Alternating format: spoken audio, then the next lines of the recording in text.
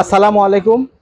BSTI বিভাগীয় কার্যালয়ের পক্ষ থেকে আজকে আমরা আমাদের অফিস প্রধান স্যারের নেতৃত্বে আমরা এসেছি কুড়িগ্রাম সদরে। এখানে একটা স্যানিটারি ন্যাপকিনের প্রতিষ্ঠান, এর আগেও প্রতিষ্ঠানকে সতর্ক করা হয়েছিল যে যেন তারা গার্মেন্টসের তুলা ব্যবহার না করে। আমরা এখানে তাদেরকে গার্মেন্টসের তুলা দিয়ে অত্যন্ত নিম্নমানের স্যানিটারি ন্যাপকিন উৎপাদন করতে দেখতে পাই। কিছু স্যাম্পল এখান থেকে আমরা জব্দ করব এবং প্রতিষ্ঠানের বিরুদ্ধে আইনানুগ ব্যবস্থা করব। জনস্বার্থে বিএসটিআই বিভাগীয় কার্যালয় রংপুরে কার্যক্রম অব্যাহত থাকবে। ধন্যবাদ। আপনারা এই তুলাই ব্যবহার করতেছেন তাই না? এই যে তোষক মোষক বানানো যে তুলাগুলা, সেটা হচ্ছে আপনার দেওয়ার কথা এই তুলা তাই না? আর আপনি দিচ্ছেন কোন তুলা দেন তো? এটা দেওয়ার কথা কেন?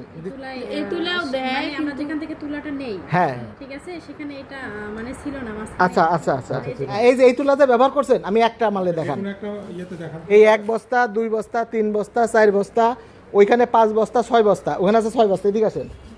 আর এইখানে যে আপনি যতগুলা বানাইছেন, প্যাকেট করছেন, এর একটাতে খুলে দেখান যে আপনি গার্মেন্টসের তুলা বাদ দিয়ে ভালো তুলা ব্যবহার করছেন। দেখান আপা, একটা দেখান। এগুলোতে এই তুলা দিয়েই করা হয়েছে। সব গার্মেন্টসের তুলা ব্যবহার করতেছেন হ্যাঁ, এগুলোতে এগুলো দিয়ে আপনার। আপনি যে এই যে এটা যে এইভাবে প্যাকেটে করে লাইসেন্স নিলেন সবকিছু করলেন, কিন্তু বিএসটিআই কি লাইসেন্স কি এই তুলা ব্যবহারের এগুলোর বিষয়ে আমি অত কিছু জানি না। আমি ছিলাম না, উনি তো বলতে পারবেন।